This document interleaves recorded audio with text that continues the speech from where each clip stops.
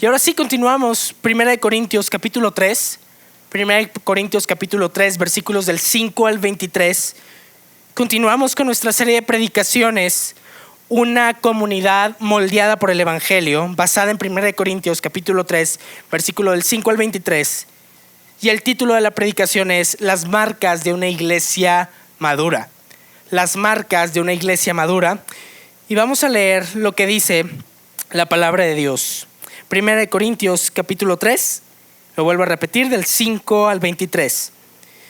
Después de todo, ¿qué es Apolos y qué es Pablo? Nada más que servidores por medio de los cuales ustedes llegaron a creer, según lo que el Señor les asignó a cada uno. Yo sembré, Apolos regó, pero Dios ha dado el crecimiento. Así que no cuenta ni el que siembra ni el que riega, sino solo Dios, quien es el que hace crecer. El que siembra y el que riega están al mismo nivel, aunque cada uno será recompensado según su propio trabajo. En efecto, nosotros somos colaboradores al servicio de Dios y ustedes son el campo de cultivo de Dios, son el edificio de Dios. Según la gracia que Dios me ha dado, yo, como maestro constructor, eché los cimientos y otro construye sobre ellos.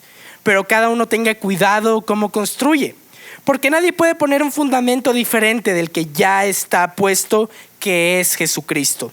Versículo 12. Si alguien construye sobre este fundamento, ya sea oro o plata y piedras preciosas, o con madera, heno y paja, su obra se mostrará tal cual es, pues el día del juicio la dejará al descubierto. El fuego le dará a conocer y pondrá a prueba la calidad del trabajo de cada uno.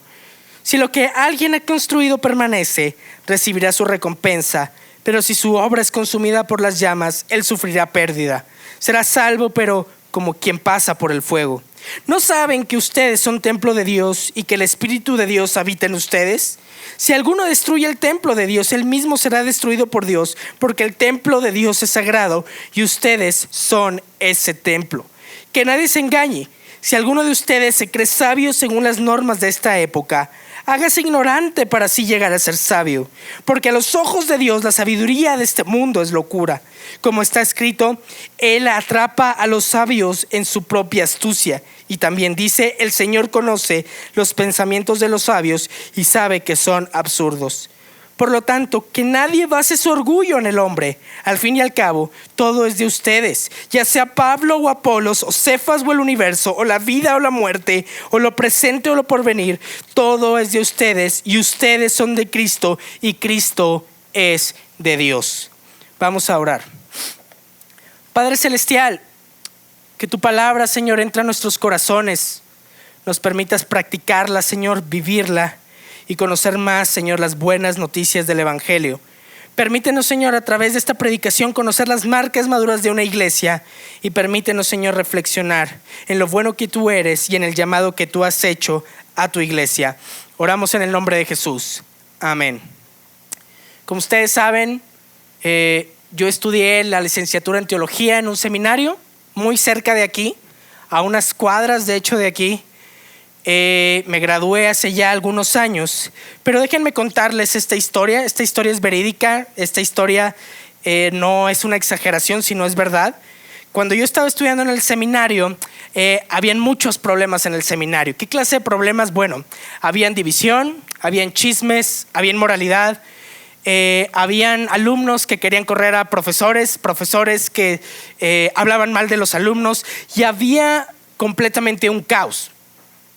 Y yo recuerdo estar en medio de ahí y muchas personas me exigían tomar partido en el asunto. ¿De qué lado vas a estar? ¿De este lado o de este lado? Y yo decía, no sé qué hacer. Había un caos administrativo. Habían alumnos que incluso se encargaban de desprestigiar a pastores. Gente que incluso iban a ser pastores en el futuro. Y era un ambiente muy difícil. Un ambiente bien difícil. Recuerdo las divisiones que habían, los chismes que habían. Recuerdo todavía la manera en la cual personas hablaban mal de otras personas. Y lo difícil que esto era, el ambiente de personas que vivían ahí en el seminario. ¿Por qué menciono esto? Porque mi experiencia en el seminario me ayudó a entender cuál era el propósito por el cual estaba ahí. Y el propósito era aprender, conocer más de Dios, estudiar su palabra. Pero en medio de un ambiente tan difícil, Muchos de mis compañeros olvidaron ese propósito para hacer grilla, para hacer batalla, para dividir, para chismear. Y la realidad de las cosas es que algo muy similar estaba pasando en la iglesia de Corinto. Pablo escribe 1 Corintios, el capítulo 3, como una corrección de la manera en la cual la iglesia debe comportarse y la manera de que la iglesia debe ser. En contexto, la iglesia en Corinto era un caos. La iglesia en Corinto era inmoral. La iglesia en Corinto eran divisiones. La iglesia en Corinto eran chismes.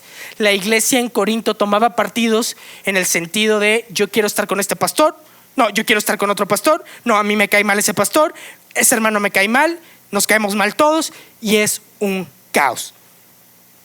La iglesia de Corinto estaba sucediendo por momentos muy difíciles. Y Pablo reprende a la iglesia en Corinto porque a través de los chismes se estaba perdiendo la unidad. A través de las divisiones se estaba perdiendo el propósito por la cual la iglesia en Corinto había sido llamada: a ser colaboradores de Dios, extender su reino y crecer espiritualmente en el evangelio. Por eso Pablo, a lo largo de estos versículos del 5 al 23, escribe en qué específicamente la iglesia en Corinto era inmadura, pero también a lo largo de algunos versículos contesta cómo se ve una iglesia madura. Por lo tanto, la pregunta del día de hoy es la siguiente: ¿cuáles son las marcas de una iglesia madura? ¿Cuáles son las marcas de una iglesia madura? Y lo vamos a contestar a través de tres cosas. Siguiente diapositiva, por favor. Número 1, primero vamos a contestar cuáles son las marcas de una iglesia inmadura a través de los versículos del 5 al 9. ¿Cuáles son las marcas de una iglesia inmadura? Siguiente diapositiva, por favor. ¿Cuáles son las marcas de una iglesia madura? Siguiente diapositiva. Y una iglesia con identidad en el evangelio. Entonces, las marcas, vamos a comenzar hablando de las marcas de una iglesia inmadura. ¿Cuál era el problema de Corinto? Lo dice el versículo 5. Después de todo, ¿qué es Apolos y qué es Pablo? Nada más que servidores por medio de los cuales ustedes llegaron a creer, según lo que el Señor le asignó a cada uno. Iglesia, Dios nos ha creado como iglesia para ser una comunidad de creyentes unidos, con el propósito de adorarlo y ser un reflejo de Él. Y Dios había creado en Génesis 3 al hombre perfecto, en perfecta armonía, en perfecta paz. Y ustedes saben, lo hemos escuchado muchas veces a lo largo de la voz de nuestro pastor.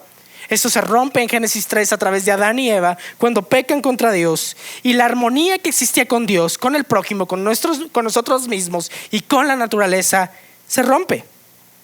Y justamente ese era el problema del corazón de la iglesia en Corinto. No vivían unidos. No vivían en armonía.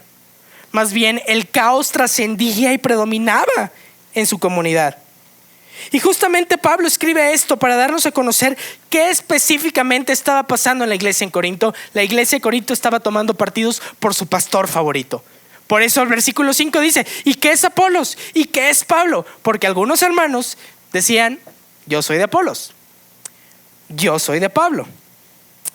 Y Pablo les explica: están equivocados. No me tienes que ver a mí. No tienes por qué ver a Pablo ni a Apolos. Y eso es el error que permeaba en la iglesia en Corinto. Si tú tomas partido por un pastor, ¿qué es lo que naturalmente va a pasar? División. ¿Qué es lo que naturalmente va a pasar cuando tomas partido en un problema? Batallas, guerras, chismes. Yo hablo mal de ti, tú hablas mal de mí. Y eso se vuelve un caos. La iglesia de Corinto había olvidado ver a Jesucristo para ver a un hombre. No me quiero imaginar lo imponente que puede llegar a ser Pablo o Apolos. Pero Pablo escribe estos versículos para decirles: no me tienes que ver a mí, no tienes que ver a Apolos, tienes que ver a Cristo. Entonces, el problema de la iglesia en Corinto era un problema con el liderazgo de la iglesia. Y déjame tratar de ilustrar un poco más el contexto de Corinto con algo contemporáneo. Si el día de hoy los que me están viendo en la televisión vieron que el pastor Marco no iba a predicar y dijeran: es David. No es chistoso. Bueno, sí, un poco. Déjame decirles, ese era el problema de Corinto. Si el día de hoy tú entraste y dijiste: David va a predicar, ya ni modo, Ese era el problema de Corinto. Por eso Pablo a lo largo de los versículos anteriores, en el capítulo 2 y 3 le dicen: ustedes son como niños, porque están tomando partidos. Estaban tomando partidos de liderazgo. Estaban escogiendo su predicador favorito. Los corintios creían que su relación con Dios estaba directamente proporcional a cómo era su relación con Pablo o Apolos. Y muchas veces tú y yo creemos eso, que conforme está la relación con el liderazgo de la iglesia, así está mi relación con Dios. Y no es así. Y eso era lo que creía la iglesia en Corinto. Por eso Pablo les contesta empezando en el versículo 6: yo sembré, Apolo regó, pero Dios ha dado el crecimiento. Así que no cuenta ni el que siembra ni el que riega, sino solo Dios, quien es el que hace crecer. El que siembra y el que riega están al mismo nivel, aunque cada uno será recompensado según su propio trabajo. En efecto, nosotros somos colaboradores al servicio de Dios, y ustedes son el campo de cultivo de Dios, son el edificio de Dios. Ahora Pablo en el versículo 6 al 9 usa la ilustración de la agricultura para mostrarnos cómo como iglesia Corinto debía de ver su liderazgo, y también cómo nosotros debemos de ver al liderazgo de la iglesia. Y Pablo y Apolo se autodenominan agricultores. Nosotros sembramos o nosotros regamos, pero de nosotros no depende el crecimiento espiritual de ustedes, sino depende completamente de Dios. Y Pablo y Apolos dicen en el versículo 9: nosotros somos colaboradores al servicio de Dios. ¿Quiénes son los pastores? ¿Quiénes son los maestros? Colaboradores. Ni más que eso, ni menos que eso. Algunos de nosotros podemos endiosar a un pastor, algunos de nosotros podemos endiosar a un maestro, y Pablo dice: yo y Apolos somos colaboradores. Ni más que eso, ni menos que eso. Y Pablo nos está diciendo que nuestra relación con Dios depende completamente de Dios, y que Dios hace un edificio en nosotros. Y ustedes son el campo de cultivo de Dios. Termina el versículo 9: son el edificio de Dios. Iglesia, nuestra relación con Dios depende completamente de nosotros, no de un pastor, no de un maestro, no de cuántas prédicas ves. Depende completamente de la obra de Dios en nuestra vida. Y sí, Dios ha llamado a hombres a servir en su iglesia, y eso es un privilegio. Pero Dios es el verdadero líder de la iglesia, no los hombres. ¿Qué estaba pasando en Corinto? Dios a un lado, Pablo, Apolos. A veces tú y yo hacemos eso. Por eso la marca de una iglesia inmadura, de la cual Pablo habla, es perder la realidad de que nuestra identidad no está en un hombre. La identidad no está en el ministerio. Nuestra identidad es Jesucristo. La iglesia de Corintio perdió de vista a Jesús por poner en su vista a Pablo y a Apolos. Ese era el problema de la iglesia en Corinto. Y ese es un problema que sigue existiendo el día de hoy. Ese es un problema que sigue existiendo el día de hoy en nuestras iglesias, en nuestras reuniones, en nuestra comunidad como iglesia. Si tomas partidos, estás aceptando una división. Si tomas partidos, estás aceptando el que alguien va a hablar mal de ti y tú vas a hablar mal de alguien. Esa es la marca de inmadurez de la iglesia en Corinto, y ese podemos ser tú y yo también. Punto número 2, las marcas de una iglesia madura. Pablo ya habló sobre la inmadurez de los corintios. Ahora vamos a hablar sobre la madurez que deben de alcanzar los corintios. Y estas marcas están en los versículos del 11 al 20. La primera marca está del 10 al 13 y dice lo siguiente: según la gracia que Dios me ha dado, yo, como maestro constructor, eché los cimientos y otro construye sobre ellos. Pero cada uno tenga cuidado de cómo construye, porque nadie puede poner un fundamento diferente del que ya está puesto, que es Jesucristo. Si alguien construye sobre este fundamento, ya sea con oro, plata y piedras preciosas, o con madera, heno y paja, su obra se mostrará tal cual es. pues el día del juicio la dejará al descubierto. El fuego la dará a conocer y la pondrá a prueba la calidad del trabajo de cada uno. Marca número 1 de una iglesia madura. Jesús es el fundamento de la iglesia. No es ningún hombre, no es ningún ministerio, no es ninguna persona, es Jesucristo. Ahora, Pablo ya usó anteriormente una ilustración de la agricultura para decir quién era él. Solo soy un agricultor que riega o siembra. Ahora dice, yo soy un constructor. Pero para construir necesitas materia prima para construir. ¿Y cuál es esa materia prima? ¿Cuál es el cemento? Es Jesucristo. La realidad de las cosas es que cuando hay divisiones, chismes, contiendas, hay otro fundamento que no es Jesucristo. Tener otro fundamento para la iglesia es un cimiento inadecuado. En la oficina de la iglesia, a un costado, están construyendo un restaurante para mariscos. Y es increíble lo rápido en que están construyendo las paredes. Y me llama mucho la atención que a veces, del lado en donde yo me pongo en la oficina, te asomas y ves a los albañiles trabajando. Y me encanta ver cómo los albañiles cargan con el cemento, mezclan piedras, las meten en la máquina y la máquina empieza a girar. Los albañiles no usan agua, los albañiles no usan paja, los albañiles no usan zacate, usan cemento para edificar, porque es firme, porque es seguro. En la iglesia solo hay un cimiento y un fundamento para construir la iglesia, y es Jesús. Por eso Pablo dice, ¿con qué construiremos? ¿Con piedras preciosas, con madera, con heno, con paja? No, con el único fundamento que existe, que es Jesucristo. Cada vez que tú y yo decidimos no involucrarnos en la iglesia porque no me cae bien, cada vez que tú y yo decidimos no me voy a involucrar en el ministerio de niños porque tal vez Mónica Balcázar y Diana me caen mal, mejor no. Cada vez que dices Carlos Balcázar me cae mal, mejor no voy a servir en el audio, estás edificando la iglesia con algo que no es Jesucristo.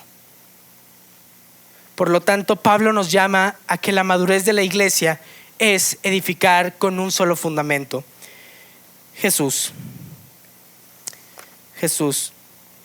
Muchos de nosotros podemos ver a la iglesia como algo que obtener, algo que recibir aceptación, apoyo, pero la iglesia, el día de hoy, tú y yo reunidos, estamos con el único propósito de ser edificados a través del fundamento que es Jesucristo.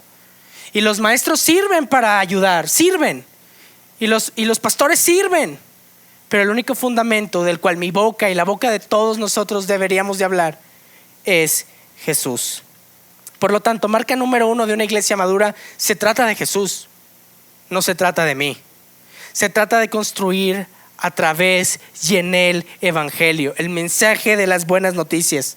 Cuando perdemos de vista esto, llegan los chismes, llega el caos, llega el desorden, llega la inmoralidad, llega la grilla, llegan todos los problemas que una iglesia puede tener. Punto número 1 de una marca de una iglesia madura: Jesús como fundamento de la iglesia. Número 2, mirar el galardón. Versículos 14 y 15 dicen lo siguiente: si lo que alguien ha construido permanece, recibirá su recompensa, pero si su obra es consumida por las llamas, él sufrirá pérdida. Será salvo, pero como quien pasa por el fuego. Y palabra clave en el versículo 14: si alguien ha construido, permanece, recibirá su recompensa. ¿A qué se refiere Pablo con esto? Se refiere a que tú y yo muchas veces queremos edificar en la iglesia con algo que no es el evangelio, por eso no permanece. Pero si edificamos con el punto número 1, Jesús como fundamento de la iglesia, permanece. Y dice el versículo 15: pero si su obra es consumida por las llamas, él sufrirá pérdida, será salvo, pero como quien pasa por el fuego. ¿Por qué hay iglesias que no duran?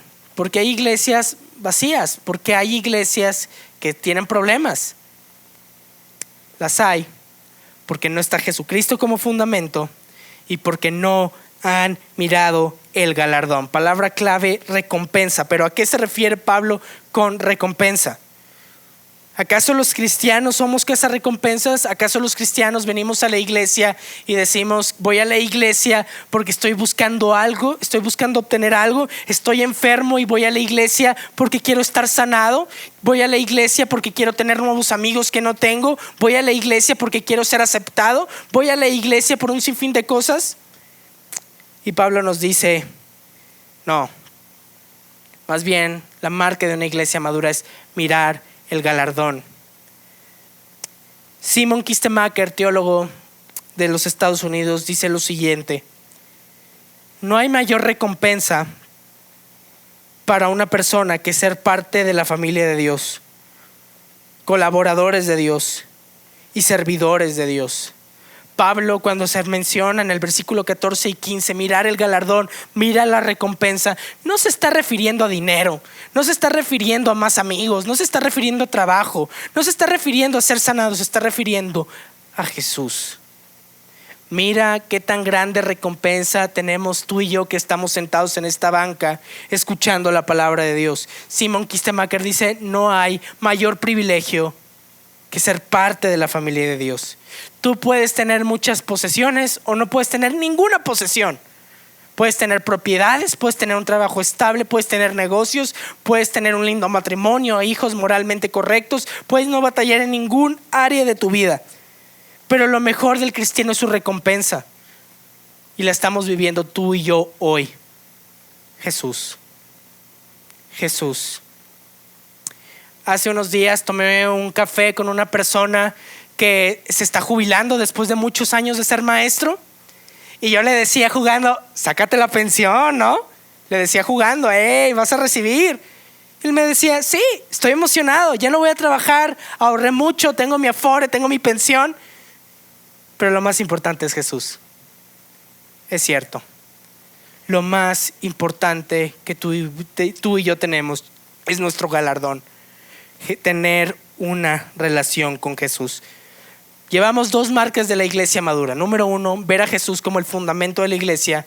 Número 2, ver el galardón que tenemos en Cristo. Es un privilegio que tú y yo hemos sido salvados por la gracia de Dios. Es un privilegio que tú y yo podemos tener una relación con Jesús. Lo mejor que tenemos en nuestra vida no es nuestro ministerio, nuestro matrimonio, nuestros títulos académicos, nuestro dinero, es Jesús.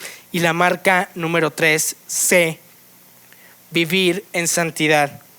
Síganme conmigo en los versículos del 16 al 18 que dice lo siguiente: ¿no saben que ustedes son templo de Dios y que el Espíritu de Dios habita en ustedes? Si alguno destruye el templo de Dios, él mismo será destruido por Dios, porque el templo de Dios es sagrado y ustedes son ese templo. Que nadie se engañe. Si alguno de ustedes se cree sabio según las normas de esta época, hágase ignorante para así llegar a ser sabios. Y esto puede ser algo confuso de lo que explica Pablo. Pablo ya dijo que él era un constructor. ¿Y quién es el templo? Nosotros. ¿Y qué estaba haciendo la iglesia en Corinto? Estar quitando los cimientos del templo, decir, yo prefiero el chisme, yo prefiero hablar mal, yo prefiero ponerle el cuerno a mi esposa, yo prefiero la inmoralidad, yo prefiero pecar. Y está destruyendo el templo. Por eso Pablo nos dice, ¿no saben que ustedes son templo de Dios y que el Espíritu Santo habita en ustedes? ¿Cómo destruyes el templo? Con el pecado. Por lo tanto, Pablo nos hace un llamado a vivir una vida en santidad. Pero ¿qué es una vida en santidad? Y estoy seguro que muchos de nosotros tal vez podamos estar confundidos en qué es la santidad. Y déjame decirte, al explicar qué es, qué no es primeramente, la santidad, iglesia, no es moralidad. Si tú has pensado alguna vez, has escuchado el término santo en la iglesia, y dices, quedarme callado, ser inocente, taparme los ojos, no decir nada, eso es ser santo. Déjame decirte, santidad no es moralidad. No estamos llamados a ser morales. ¿Sí? Incluso puede haber personas fuera de la iglesia que son mucho más morales que nosotros. ¿Por qué? Porque la Biblia y Dios no nos exige moralidad, nos exige santidad. Y santidad es una condición que tú y yo tenemos al depositar nuestra fe en Cristo. No es algo por hacer, sino es algo que somos en Cristo. Y Jesucristo nos llama a la santidad porque no estamos llamados a seguir este mundo, no estamos llamados a seguir a ningún hombre, no estamos llamados a alinearnos a los compromisos de la agenda de este mundo, sino más bien estamos llamados a cumplir con el llamado del Evangelio: perdonar, amar, reconciliar, mostrar amor, perdonar a los que te ofenden. Eso es santidad. Santidad no es inocencia. Santidad no es taparte el ojo. Santidad no es taparte los ojos. Santidad no es...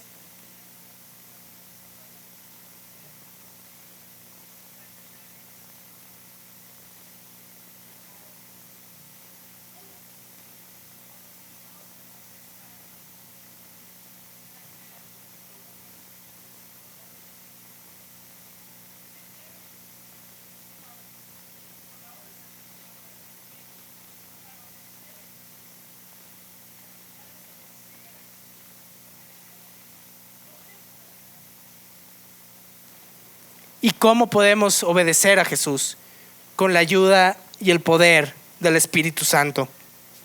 Si tú eres como yo, que todo el tiempo está luchando con el pecado, todo el tiempo sufre por sus luchas con el pecado, que estoy seguro que es así, déjame decirte, hay alguien que te ayuda, y es el Espíritu Santo. Dios nos llama a vivir en santidad. Dios nos llama a vivir en santidad. Es una condición que tú y yo tenemos en Cristo.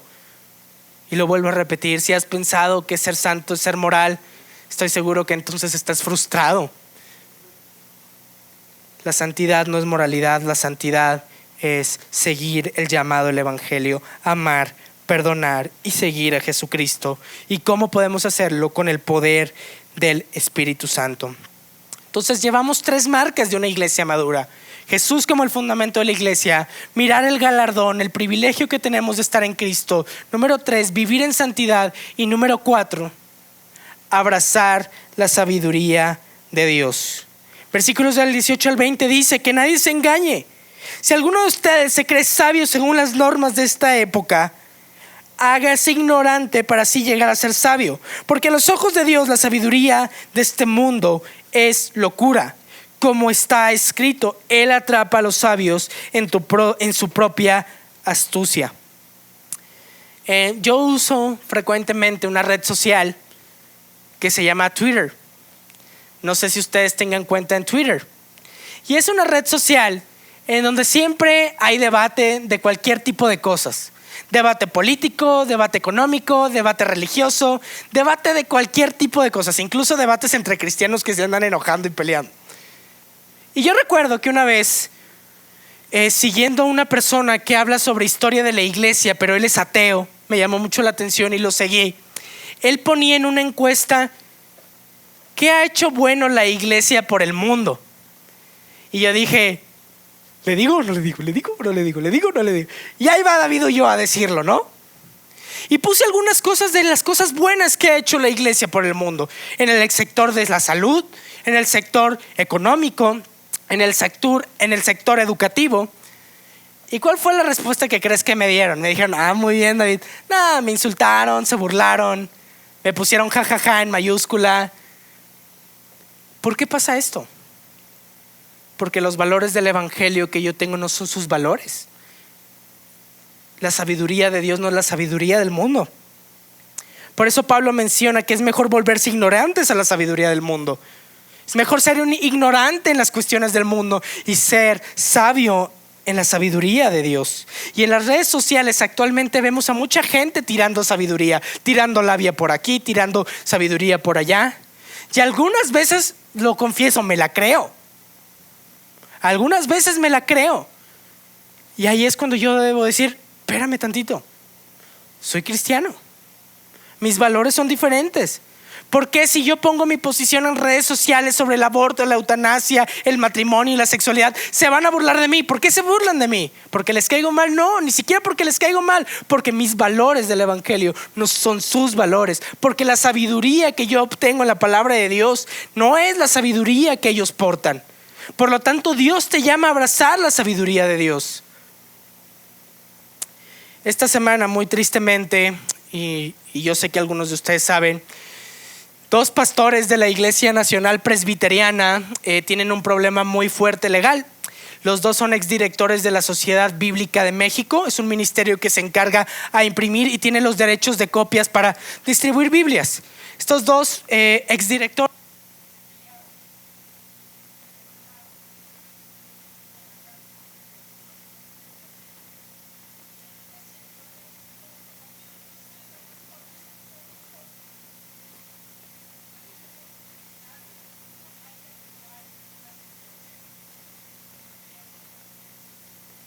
pero ellos decidieron abrazar la sabiduría del mundo, en pelearse, en difamarse, en acusarse de enriquecimiento ilícito, en acusarse de lavado de dinero, en acusarse de infieles.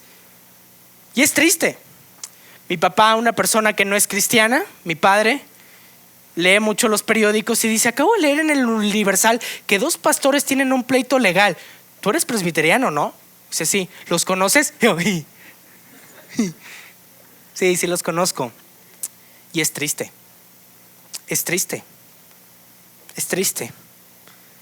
No solo tú y yo estamos exentos de abrazar la sabiduría del mundo. Pastores, gente que ha sido llamada a predicar, peleándose y difamándose y dividiendo la iglesia, y la iglesia tomando partidos en redes sociales. Porque es muy fácil caer en abrazar la sabiduría del mundo, pero no abrazar la sabiduría de Dios. Por eso tú y yo no basamos nuestra vida en lo que leemos en el periódico, ni en lo que leemos en libros, ni en lo que leemos en el noticiero, ni en las redes sociales. Y vaya, no está mal tener algunos modelos si quieres hacer ejercicio, si quieres mejorar tus finanzas, si quieres mejorar tu calidad de vida. Pero cuando tú y yo creemos que nuestra vida está en nuestras manos, cuando tú y yo creemos que tenemos poder, cuando tú y yo creemos que somos mejores de lo que creemos, déjame decirte, estás abrazando la sabiduría del mundo. La iglesia está llamada a abrazar la sabiduría de Dios que está en su palabra.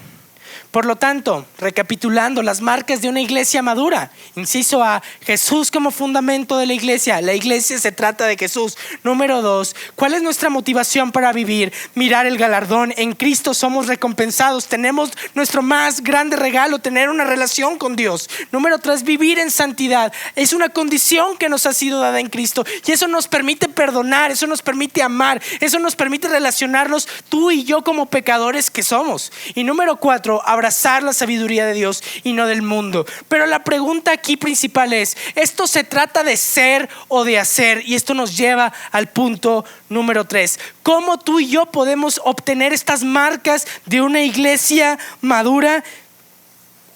Cuando una iglesia tiene por identidad el evangelio. Cuando una iglesia tiene por identidad el evangelio. Versículo 21 al 23 dice: por lo tanto, que nadie base su orgullo en el hombre. Al fin y al cabo, todo es de ustedes, ya sea por Pablo o Apolos o Cefas o el universo o la vida o la muerte o lo presente o por lo porvenir. Todo es de ustedes y ustedes son de Cristo y Cristo es de Dios. Acabo de enlistar 4 cosas que marcan lo que es una iglesia madura. ¿Se trata de ser o se trata de hacer? Y la respuesta correcta es: se trata de ser. Hace algunos meses, al candidato a ser gobernador de Florida le preguntaron en una entrevista: ¿quién eres tú? ¿Quién eres? Platícanos, ¿quién eres? Y en su entrevista, como candidato a gobernador, él dijo lo siguiente: mira, yo soy cristiano, yo soy esposo, yo soy padre y soy abogado. Y también al final dijo: soy fan de un equipo de fútbol americano. Pero me llamó y terminó diciendo lo siguiente, y me llamó la atención esto: soy eso en ese orden: cristiano, esposo, padre y abogado. A la cabeza estaba Cristo. Y yo no conozco a ese político, no quiero hacer fama a este político, no lo conozco. Pero él dijo: soy eso en ese orden. ¿Cómo tú y yo podemos lograr tener las marcas de una iglesia madura? Poner a la cabeza a Cristo. Poner nuestra identidad en Jesucristo. Hay iglesias que se pueden identificar con el dinero. Hay iglesias que se pueden identificar con la contienda. Hay iglesias que se pueden identificar con el gran edificio que ellos tienen, en el cual se reúnen y está limpio y está bonito. ¿Cómo tú y yo podemos ser una iglesia madura? Cuando tú y yo ponemos nuestra identidad en Jesucristo. Mi matrimonio no me define, mi paternidad no me define, mi profesión no me define Jesús. Y Jesucristo ha muerto por ti y por mí en la cruz, para ser parte de la familia en la fe. No importa qué hayas hecho en tu pasado, no importa qué hayas hecho hoy en la mañana, en Cristo tú tienes la oportunidad de ser aceptado por Dios. Y mi aceptación no depende de Apolos ni de Pablo, sino depende de Cristo. En Cristo tú y yo somos redimidos, en Cristo tú y yo somos perdonados, en Cristo tú y yo somos aceptados. Y el problema de la iglesia en Corinto es: olvido el evangelio y pongo mi mirada en el hombre. Y tú y yo estamos llamados el día de hoy a poner nuestra mirada en Jesús, no en tu jefe, no en tu pastor, no en nadie, en Jesús, en Jesús. Tú y yo podemos ser una iglesia con identidad en el evangelio cuando reconocemos que Jesús nos ha perdonado, cuando Dios nos ha amado, cuando hemos sido adoptados por Dios. Por lo tanto, cuando yo tengo un problema con alguien, yo no voy a decir: tú cochino, no, más bien vamos a sentarnos a hablar. Vamos a arreglarlo, vamos a solucionarlo. No te voy a demandar, no voy a hablar mal de ti, porque he sido llamado a crecer en el conocimiento del evangelio. Si Jesús me perdonó, yo te perdono. Si Jesús me ha mostrado gracia, yo te muestro gracia. Si Jesús me ha aceptado, yo te acepto así. Tú y yo, como comunidad que está siendo moldeada en el evangelio, debemos de entender, vivir y practicar el evangelio. La redención que Cristo nos ha ofrecido nos lleva a perdonar, a amar, a no chismear, a no juzgar. Tú y yo podemos ser una comunidad moldeada por el evangelio cuando aceptamos a Jesús como nuestro Señor y Salvador. Y esa es la invitación para ti el día de hoy. Mi identidad es Jesucristo. Si mi identidad es Jesucristo, veo el fundamento de la iglesia. Si mi identidad es Jesucristo, veo el galardón que me ofrece Jesucristo. Si veo a Jesucristo, puedo vivir en santidad. Si veo a Jesucristo, puedo abrazar la sabiduría de Dios y no del mundo. Para terminar, la iglesia en Corinto es una iglesia imperfecta. Cordero de Dios también es una iglesia imperfecta. Pero ¿qué nos hace especiales? A pesar de nuestros pecados y los pecados de Corinto, ¿qué nos hace especiales? Que como iglesia somos imperfectos, pero nuestro Dios es perfecto. Y Dios nos ha llamado a una obra perfecta. Madurar en el mensaje más radiante, precioso que existe, que es el evangelio. ¿Cómo puedo aplicar el evangelio cuando alguien me cae mal? ¿Cómo puedo aplicar en el evangelio cuando no me animo a servir? ¿Cómo puedo aplicar en el evangelio con las personas que me caen mal? ¿Cómo puedo aplicar el evangelio en mis luchas con el pecado? El propósito por el cual escribe Pablo a la iglesia es para que maduraran en el conocimiento del evangelio. No te olvides del evangelio, permanece en el evangelio. Y así lograremos ser una iglesia madura, una comunidad moldeada por el evangelio que Dios restaura, que Dios ama y que Dios nos llama a ir creciendo y madurando cada día. Vamos a orar. Padre Celestial, es muy difícil a veces convivir los unos con los otros. Es muy difícil muchas veces, Señor, lidiar con nuestro pecado. Es muy difícil, Señor, que a veces no tengo las cosas que quiero ni la condición en la que estoy. Pero tú nos haces un llamado a través de lo que Pablo escribe en Primera de Corintios, a poner nuestra identidad en ti. Tú nos defines. Y esta definición es perdón, amor, gracia. Ayúdanos, Padre Celestial, a madurar en el conocimiento del evangelio. Ayúdanos, Padre Celestial, a reconciliar, a restaurar, a amar, a perdonar. Ayúdanos a madurar en el mensaje del evangelio. Oramos en el nombre de Jesús. Amén.